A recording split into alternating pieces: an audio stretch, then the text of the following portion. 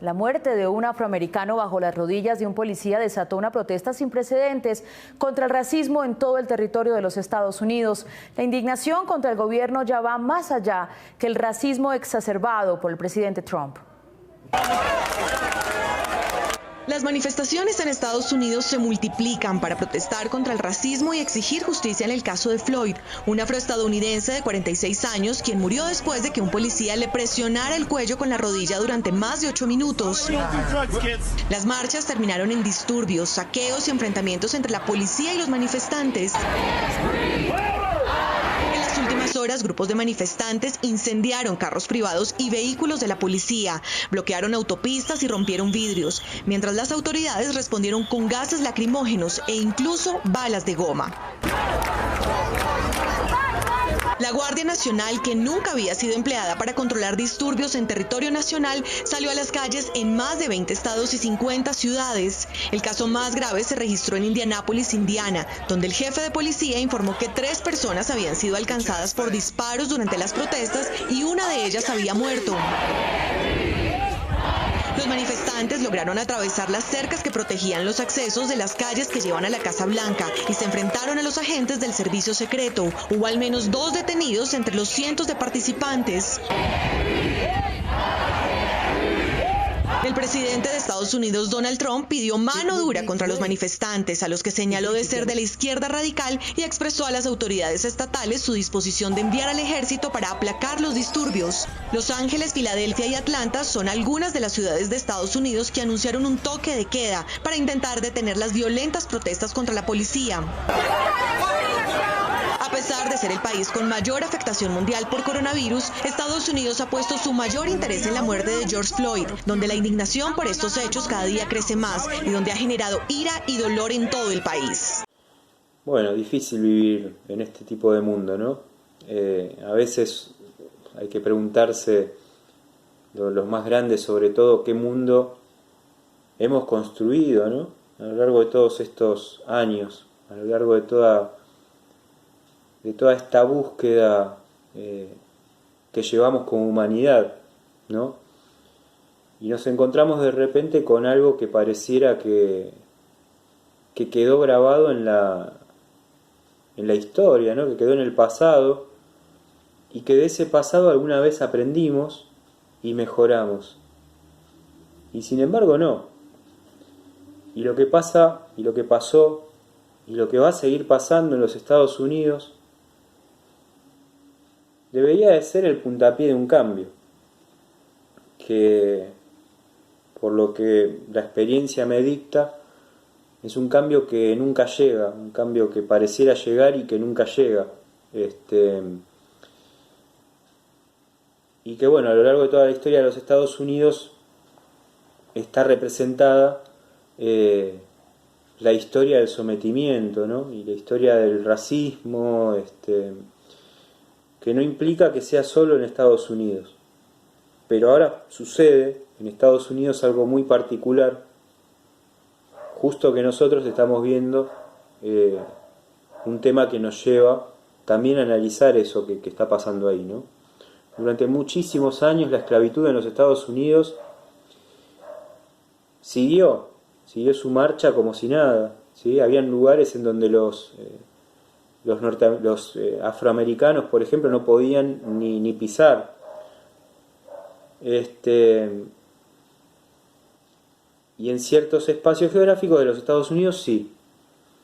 Pero es para repensar la situación. La verdad que es para repensar históricamente hablando también la situación de lo que estamos hablando, porque es realmente muy, muy triste ver lo que está pasando hoy en Estados Unidos y bueno, que en definitiva terminen muriendo inocentes por el gobierno de un tipo que la verdad es bastante despreciable, ¿no? A veces ni la objetividad histórica puede socavar un pensamiento que sale de las entrañas, ¿no? Y decir que este tipo es despreciable para mí es necesario, porque en esto no va a andar mintiendo uno, ¿no? Donald Trump no me cae bien, como a muchas personas, está haciendo las cosas muy mal, en un sistema de votación que lo pone ahí en ese poder, y que lo sostiene y que lo contiene, ¿no? Mediante ese sistema legal de votación, que a veces debería de discutirse, me parece a mí, y charlarse de vuelta. Ya verán, bueno, ya habrán visto, me imagino, en el año pasado, cómo en la historia de los Estados Unidos la Constitución misma, inicialmente hablando, plantea el uso libre de armas. Entonces estamos hablando de una sociedad compleja, que ya desde el vamos, ¿sí? desde su independencia en 1776 y desde su Constitución, plantea la libertad de armas. Entonces estamos hablando de una sociedad que se va formando bajo parámetros violentos, en poder acceder a un arma libremente, con poder comprártela en el supermercado hoy en día, bueno, tiene un fundamento específico y un sostén en la historia, ¿no? Y pareciera increíble que, bueno, esos parámetros de libertad, ¿no?, en los que se basó Estados Unidos para poder obtener su independencia, hoy sean parámetros que imponen una sociedad violenta, ¿no? Una sociedad violenta que desde el Estado se ejerce la misma violencia. Violencia en el léxico, violencia en las armas, violencia en el sometimiento, una sociedad sumamente racista, en donde la persona de color siempre fue sometida. Y no nos damos cuenta, a la humanidad le pasa por encima todo, le pasa por adelante de las narices todo. Y no se da cuenta.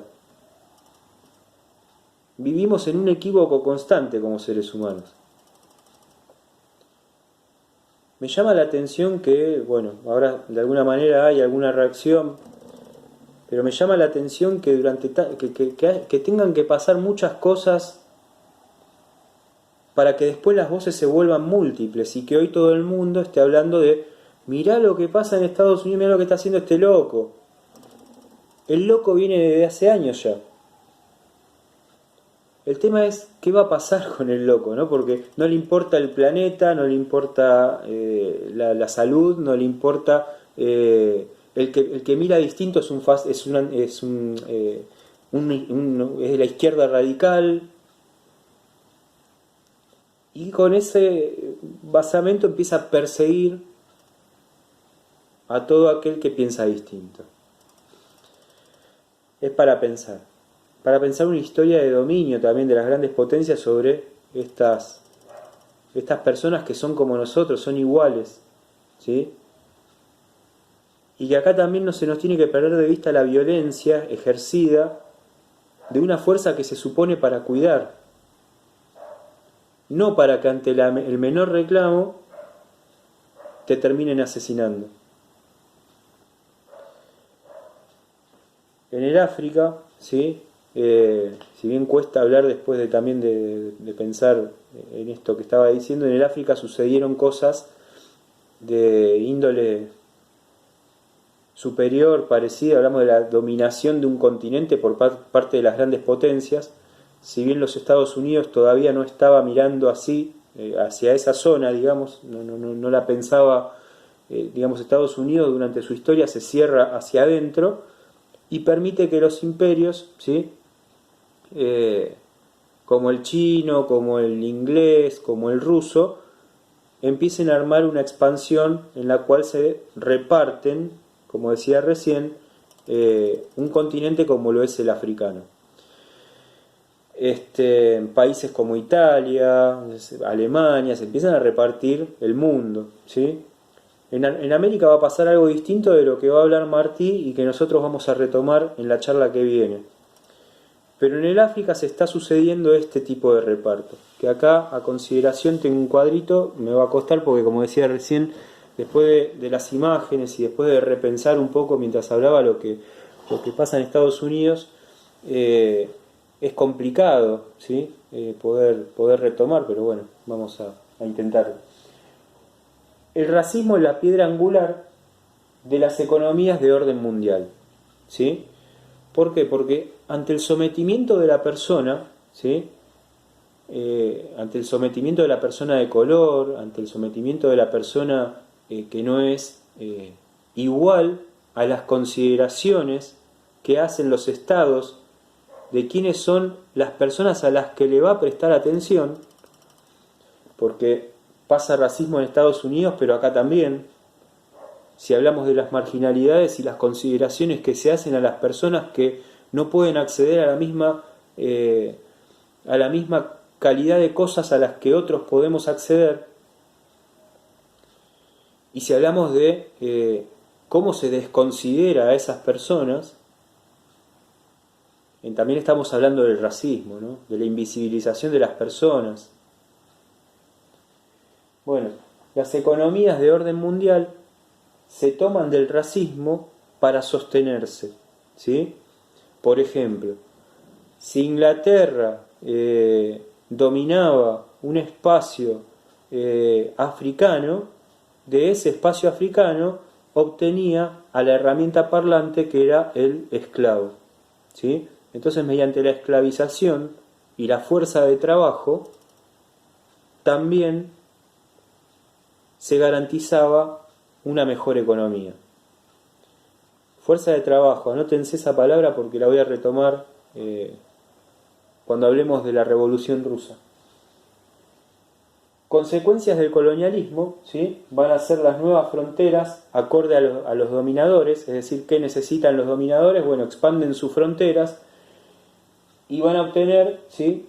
Colonialmente hablando, espacios geográficos que les sirvan de vuelta para producir una economía mejor. De hecho, para recuperarse de la Primera Guerra Mundial, Inglaterra, que fue el ejemplo que puse recién, va a tomarse de los recursos naturales del África y de sus colonias, ¿sí? Como por ejemplo también la India, para recuperarse. Incluso van a mandar soldados, ¿sí? de estos espacios. Pérdida de autonomía para los países africanos y la destrucción de los sistemas sociales. La destrucción de los sistemas sociales, destruir por dentro a los países, esclavizando a las personas, explotándole los recursos naturales. Entonces la gente se quedaba sin cultivos para comer, por ejemplo, una África totalmente agraria, de pequeñas comunidades igualitarias, con monarquías, como decía el otro día, rudimentarias, ¿sí? Es decir, arcaicas, viejas, ¿sí? Antiguas, que ahora voy a leer algo al respecto, pero que a medida que las fueron dominando, se hicieron cada vez más rudimentarias, ¿no? y destructivas hacia sus propios sistemas sociales, que eran los que las sostenían, ¿sí? Y los que permitían mantener por lo menos cierta libertad de condiciones. El efecto de la colonización, según Samir Amin, ¿sí? Que no es justamente norteamericano, pensador, ¿sí? De otra cualidad, habla de tres divisiones: la del África de las reservas, que va a ser la minería y el agro, ¿sí? Donde vamos a tener los Boers. Se va a dar una guerra en el África muy importante, que es la de los Anglo-Boers. La economía de trata, que se habla de los esclavos, y de las compañías creadas para someter a los países del África. Compañías, empresas creadas para colonizar, empresas colonizadoras. La colonización era un negocio de muchos y muchas, y no precisamente pensado para igualar condiciones en el África, o para mejorar el África, sino que para explotarla, ¿sí? Economías pensadas para explotar. Todo este conjunto y las tres cuestiones que marca Samir Amin van a llevar a una palabrita que a mí me gusta mucho, que es la de la resistencia. Entonces, de alguna manera también se va a ejercer la reacción de las personas africanas que comienzan a sentirse explotadas. Y ahí surge la resistencia africana, ¿sí?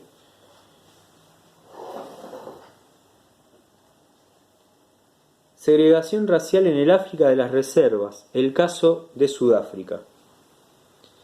Los obreros blancos, fuesen cuales fuesen sus orígenes, británicos o afrikaner, y sus filiaciones políticas compartían el mismo temor por la competencia potencial que representaban los trabajadores negros. Por ello, se adhirieron a los principios del Color Bar, o barrera de color, y del Job Reservations, sistema de empleos reservados a los trabajadores blancos.